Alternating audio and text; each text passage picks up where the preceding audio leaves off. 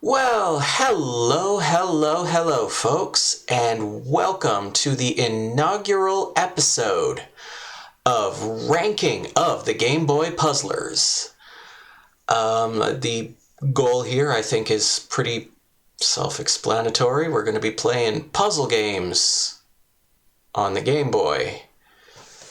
And hey, Kaimega! Yes, and as you have mentioned, there's a very high likelihood that this first game will remain number one for the entirety of this run. I figured no point putting it off. We might as well just start with the showstopper. The list of games is currently it is well past 50, and I'm pretty sure it's only half done. I have been trying to avoid unlicensed games, homebrews, anything that came out after the end of the Game Boy's life cycle, just to narrow it down a bit, because otherwise we'd be at this for like 4 years. New games would come out faster than we could finish. But at any rate, yeah, might as well just start with the game that will probably stay at the number one spot the whole time. That probably takes some of the excitement out of this, but it is what it is. As you can see, our list currently only has one title on it, Placeholder Number 1. It's not a great game, but I needed to put something there. So yeah, let's just hop on over. Kind of had to get everything set up at the last minute here. There we go.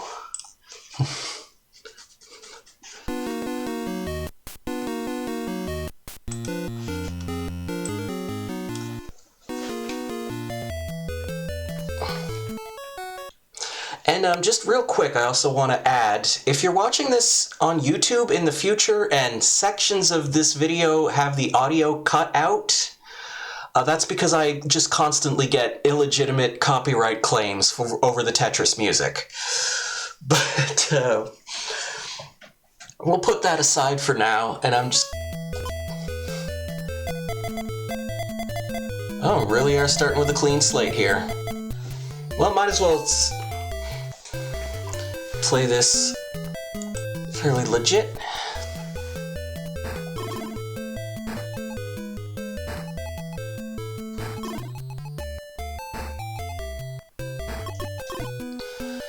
And again, if you've watched the ranking of the Tetrises, you know that I do tend to complain about the controls in this version a little bit. I find them slightly stiff, a little unresponsive.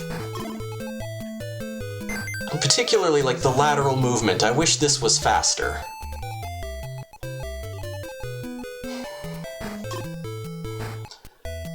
And there is a ROM hack that you can get for this game. It's called Rosy Retrospection.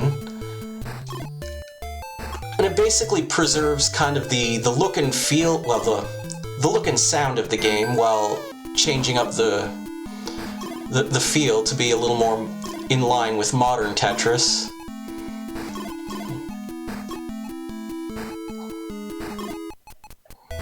Sort of the idea, of course, the Rosy Retrospection being that it plays the way you remember Tetris playing rather than how it actually did. But that's neither here nor there for this, since we're comparing this game not to other Tetrises, but to just other puzzle games on the platform. And there are a lot. And the range of quality is quite wide. And I forgot to change that message from Stream Elements, because it should say that the album is out now as of last Saturday.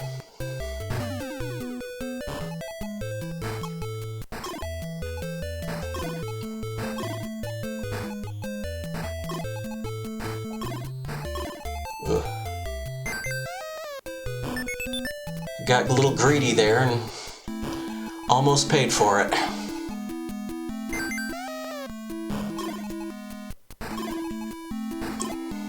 thank you. It's,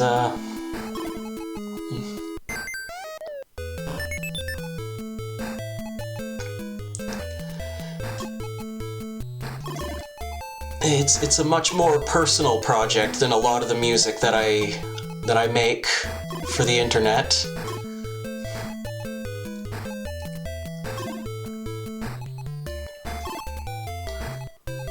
So of course, I mean, so far it has sold pretty much one of copy. Thank you, Joey, if you're watching. But yeah, it seems to be getting a somewhat positive response. And it's pretty rewarding.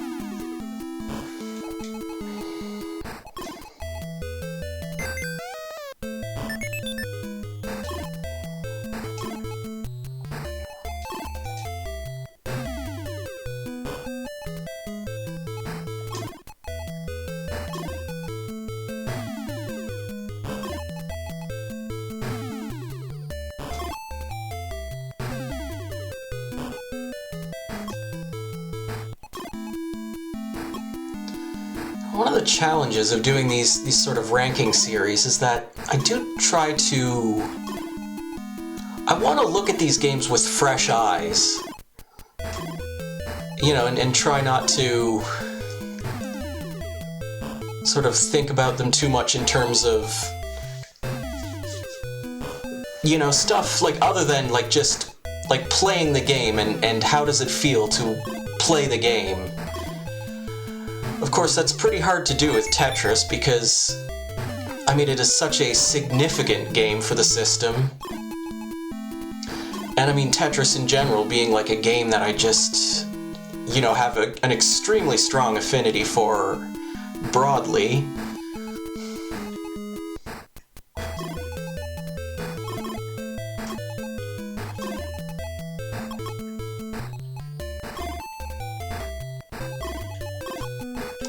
Oh, that's bad.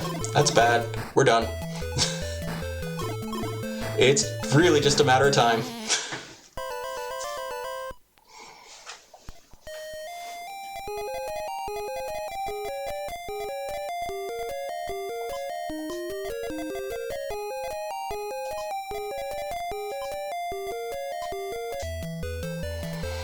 And again, just really, really great music all around. Really good visuals. When I was a kid, I didn't like all of the sound effects necessarily. I thought some of them were a bit weird, but I've grown to enjoy them over time.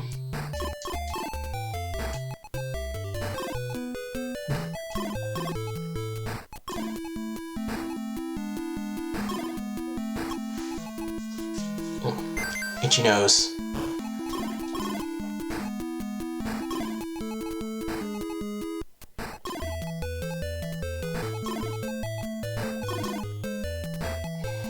And I don't know if I ever told the story about the music in this game, because I actually did at one point look it up. Now, for those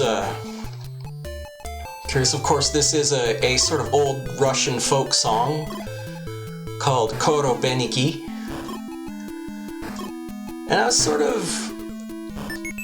Okay, truth be told, I kind of had assumptions about what the song was actually about without looking up the lyrics or anything, and so when I did look up the lyrics, I was quite entertained. It is actually a really fun song. So the title roughly means The Peddlers, and it's a song about a traveling merchant. And this merchant goes to a small town where he meets a pretty young lady. and he offers to show her his wares. And for which she is very interested to get a look at them. And so they decide to meet up somewhere a little more secluded later. He can give her a hands-on demonstration. The words are a little more poetic than that. I mean, obviously I'm paraphrasing, and they do lose something in the translation from Russian to English. But anyway, yeah, so after getting a thorough hands-on demonstration of his wares, she decides that the only thing she wants to buy from him is this one old ring that he has. And the peddler, well, he's suddenly having second thoughts about whether or not he wants to sell her that old ring.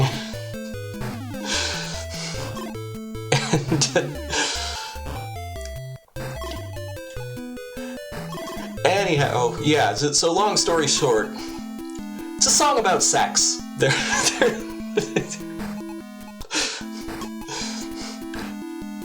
it's in a Nintendo game from 1989.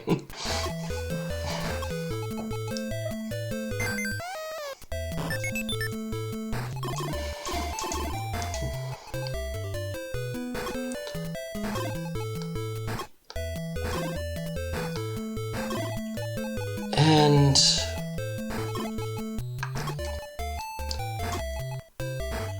I believe, if I'm not mistaken, this isn't actually the first version of Tetris to feature a version of Korobeniki in it. I think there was one of the PC games, I think, also had it.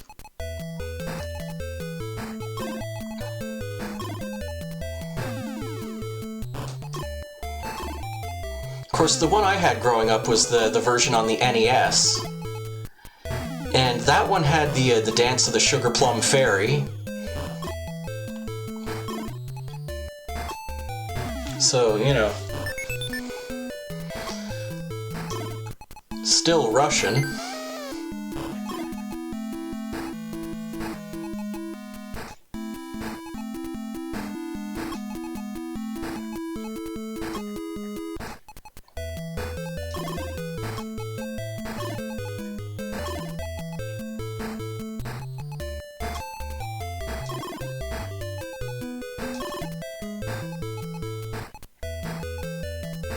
Oop.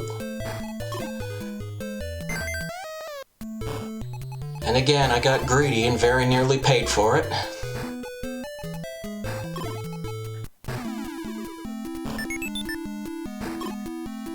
Try to get the tuck as quickly as possible. I need to bring this down to at least halfway, I think.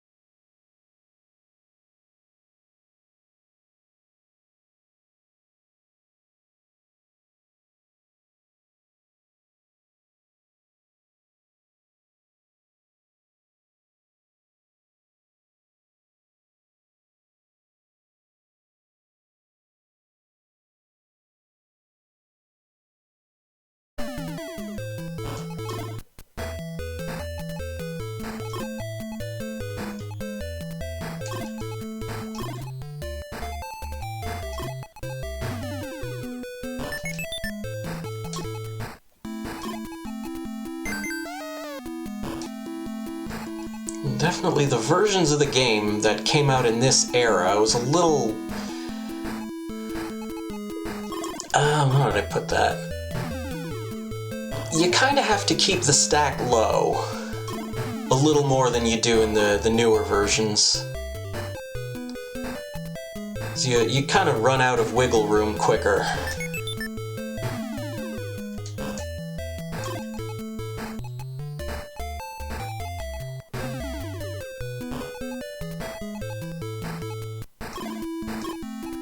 I think that's... Oop! Case in point. That eye block just grazed some of the stack there and just immediately held in place. This leads to a pretty rapid cascade of failure.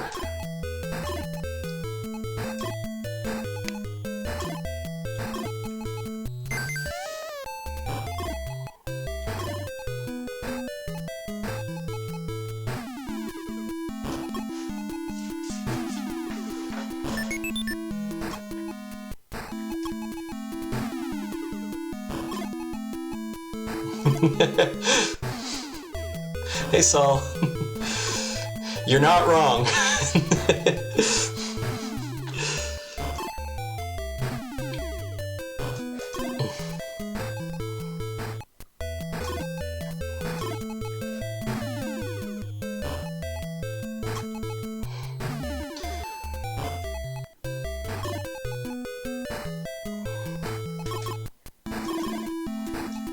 It should be said, though, that to some degree this is kind of a formality, because if I'm the one who's judging where these things rank, we may already know pretty much which game is going to remain number one for the duration of the series.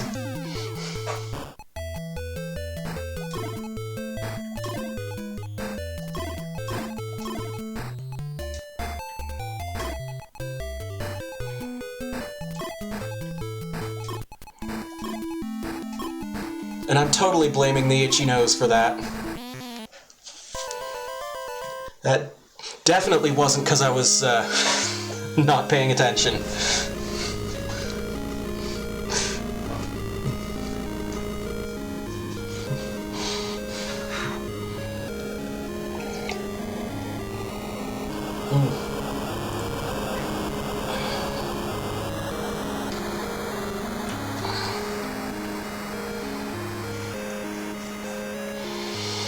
And yeah, things have been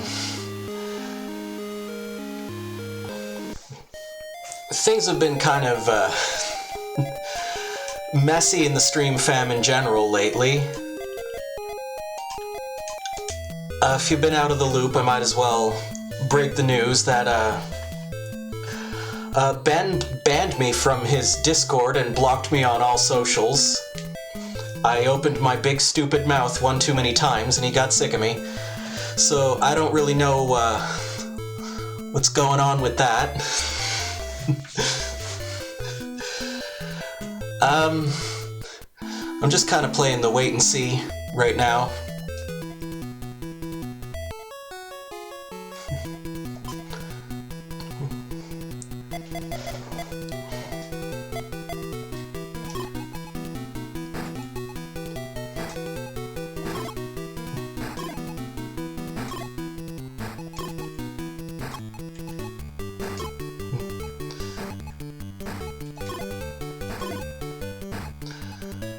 I mean, it is hard to get too upset about it.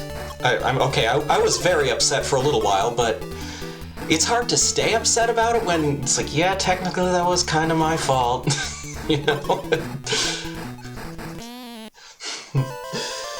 But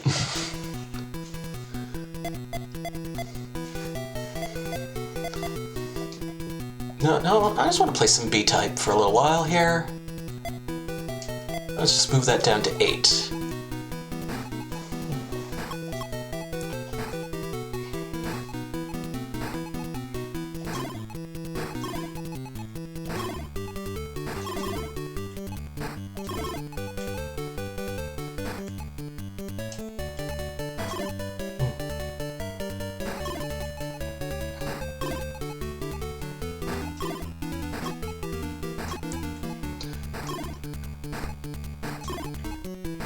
I mean, is there any problem that can't be fixed with more tequila and hot sauce?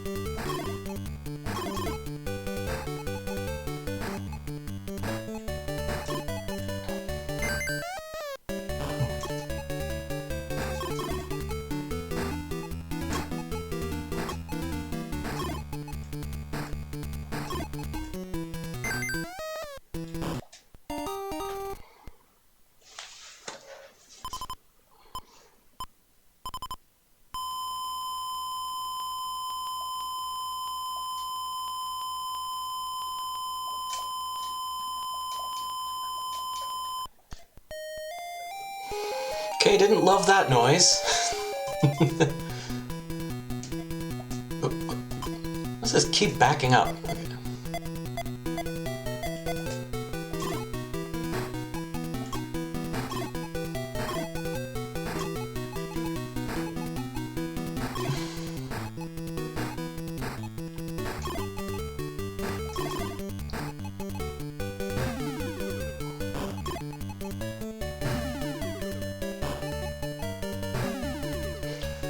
And this same song was also on the NES version.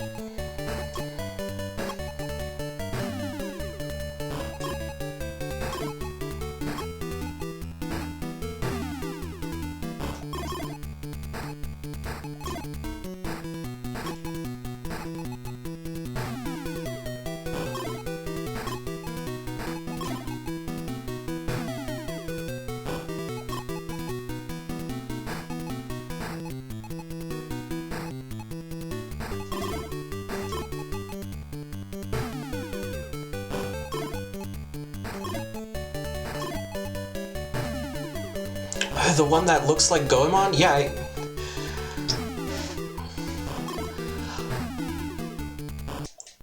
you streamed the demo of that one, right? Because I think I remember that. And yeah, it looks a lot like a Goemon game.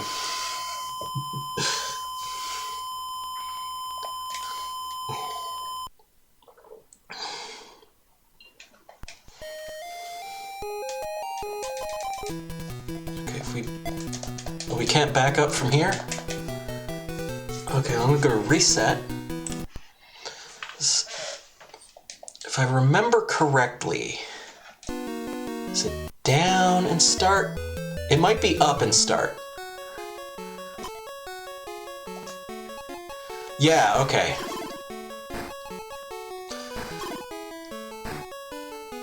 So this is, if you hold, down and start on the title screen, if you notice there's that little heart next to the level, and that lets you know you put the game in fast mode. So you can see we're playing on level 0, but it's moving at a decent clip.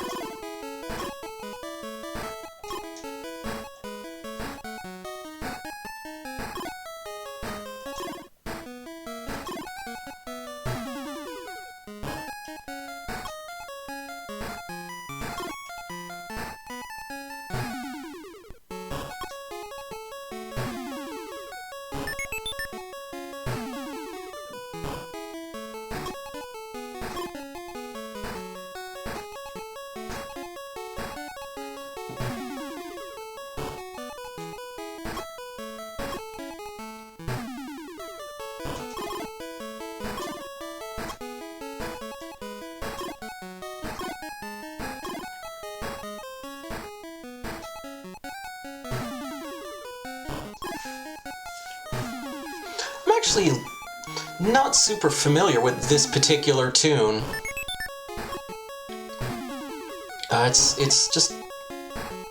It's a little different from the one on the NES.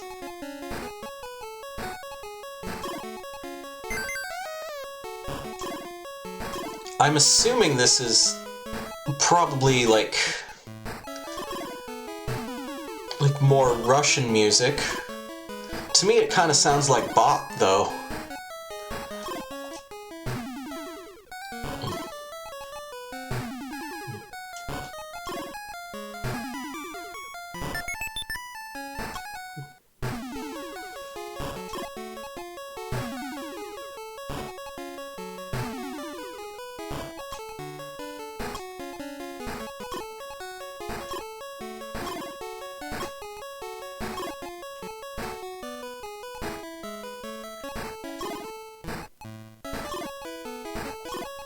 Or if not Bach specifically, then, you know, something with kind of a Baroque flavor to it.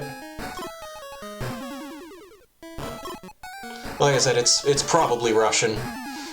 It would make the most sense.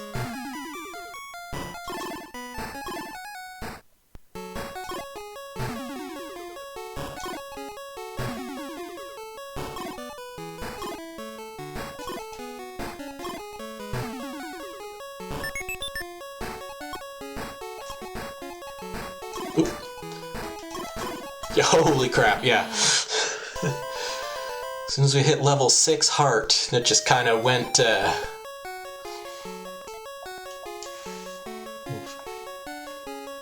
just reset that again.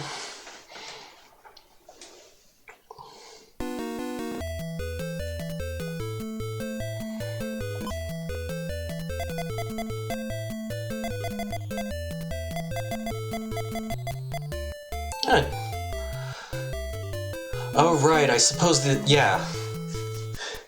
The ROM hack version of this saves your scores, but I suppose the original cartridge didn't.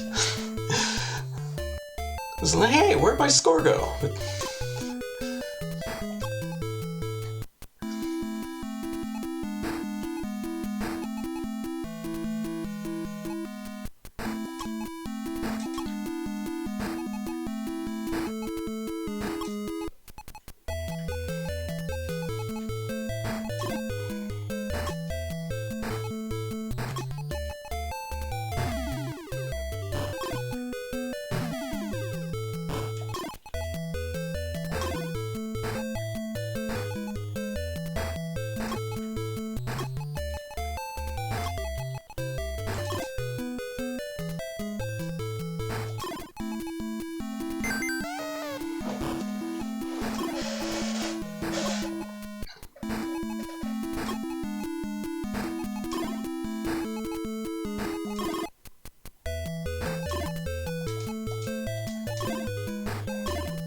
Might also make the decision to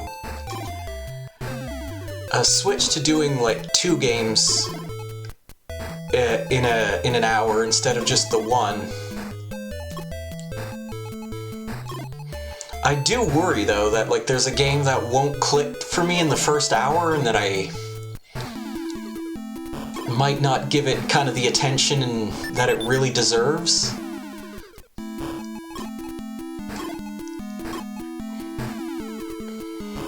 And then on the other hand, there are definitely some games on this, because I've been testing the files, the ROMs as I've been going, and so far I don't necessarily think all of them require a full hour to get the gist.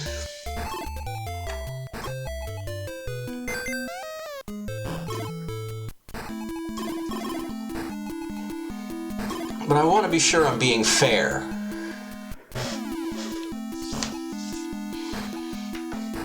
Even though I'm extremely biased in favor of this game in particular.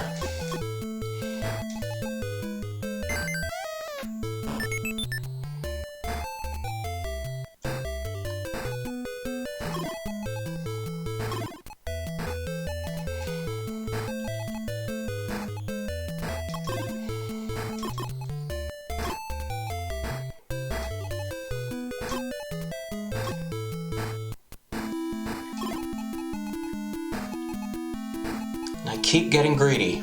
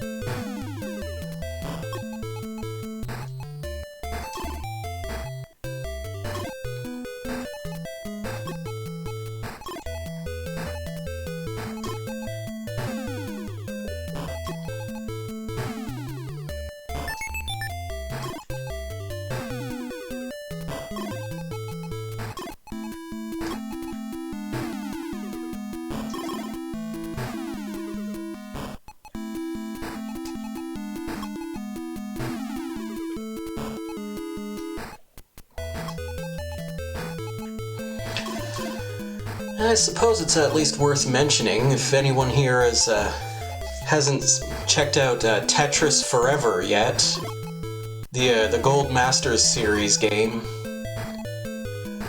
I will kind of echo sentiments of folks like Greg Seward and whatnot and say that, yeah, the game selection that's in there is a little disappointing. Of course, again, I mean, Tetris, like, just... The story of Tetris is the story of, like, licensing nightmares, so I understand. But yeah, there's not a lot of compelling versions of the game overall, but of course the documentary stuff is all just absolutely fantastic.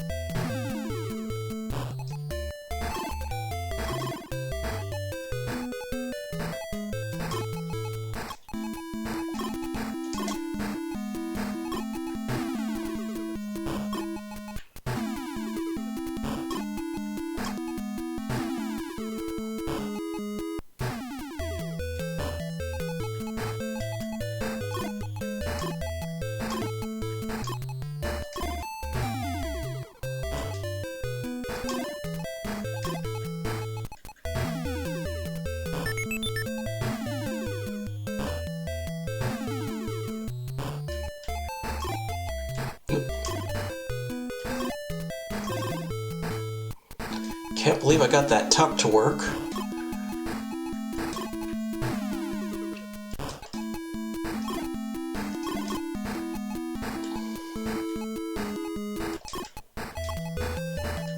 And yeah, there goes. There goes. It's the old cascade of failure. Oh, I got the big rocket this time.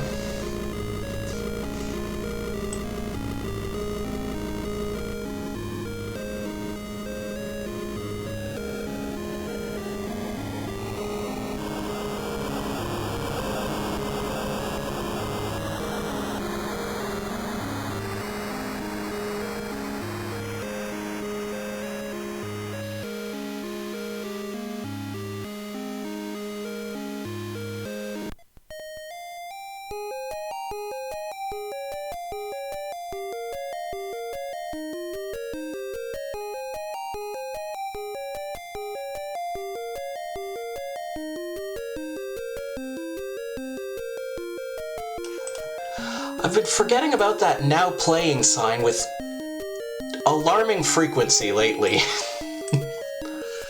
It's like everything I play is Earthbound now.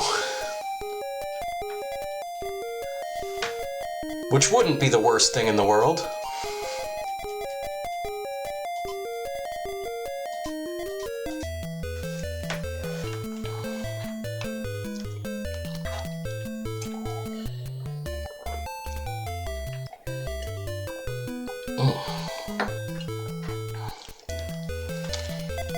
Let's just start at level 9.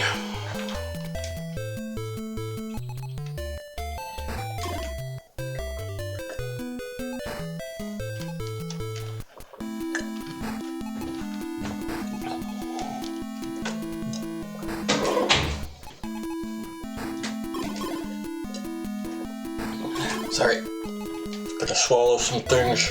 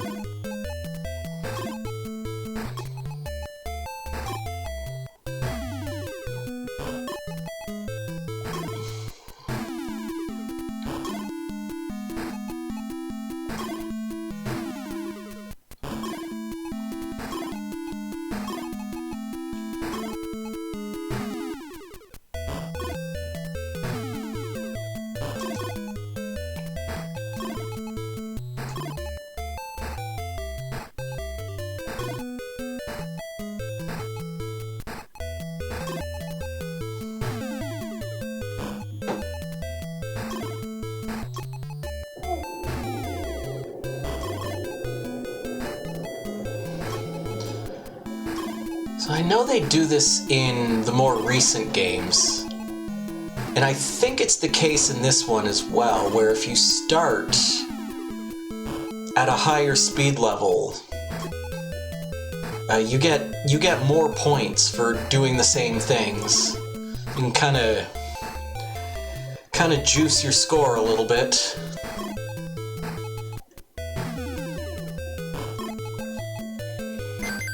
It's like a Tetris on speed level 9 is worth more than a Tetris on speed level 0.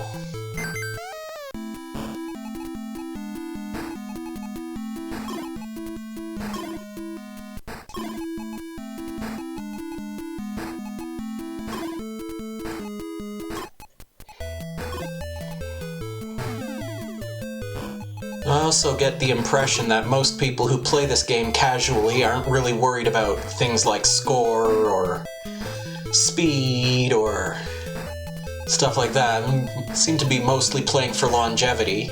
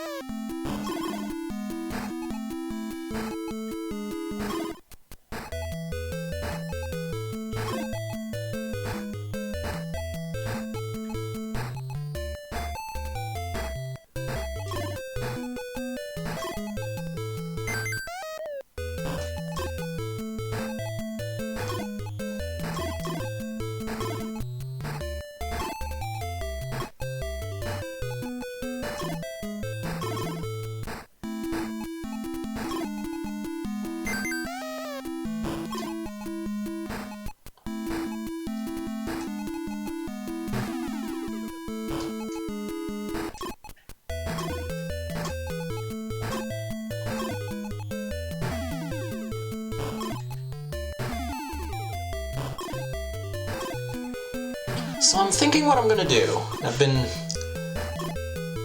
sort of thinking about this as I'm playing because this is just a great game for kind of clearing your head. What I'm thinking I might do is maybe I'll have sort of a second game in the wing each week. So I'll be ranking one game in particular, and if at around the halfway point I feel like I've pretty much seen what there is to see, then I'll put that game on the list. And even then, I don't know.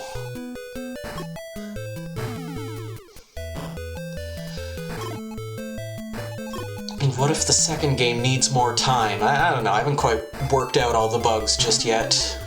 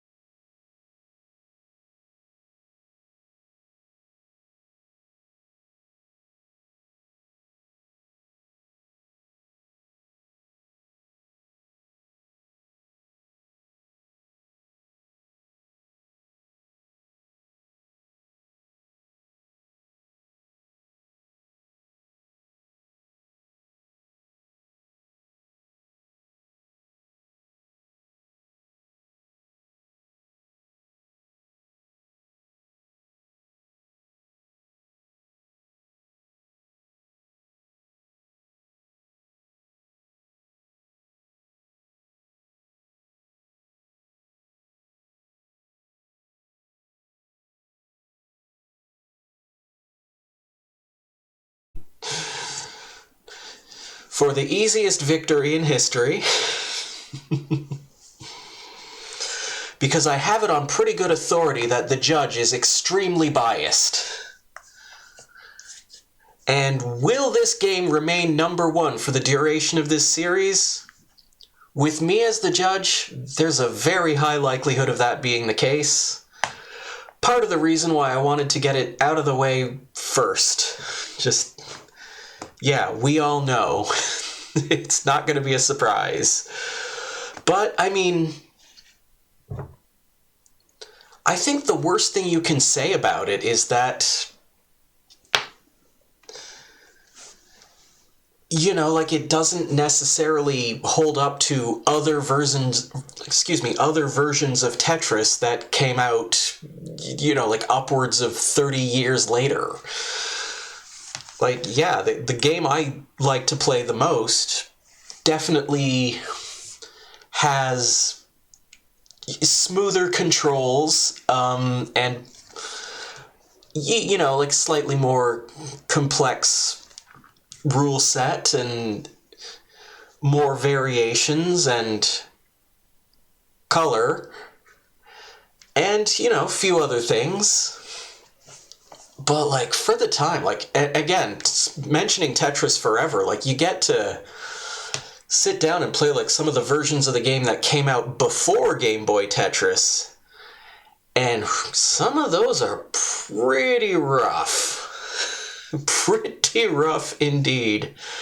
And it was, in some ways, rewarding to get to try them out, to just really experience the evolution of the game. But yeah, this is...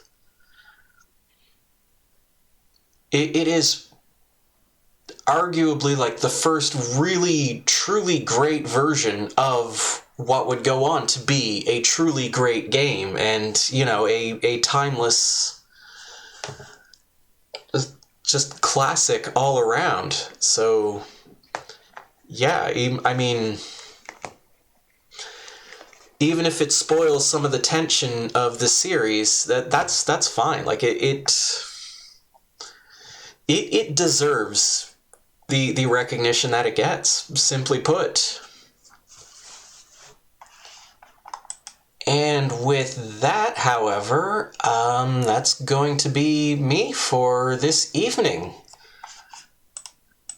Well, thank you very much. Thank you. I will be back tomorrow with more live improvised music, of course, back on Saturday with more music production. Back on Mellow Monday, where we will be continuing our playthroughs of Evolution Eternal Dungeons and Klonoa Empire of Dreams. And then we'll be playing some more Earthbound on Tuesday, and then right back to this. So, yeah, it's been great to hear from both of you. I'm just real, thank you so much for coming by and keeping me company and chatting and doing all the stuff. I really appreciate it. And I do hope to see you next time.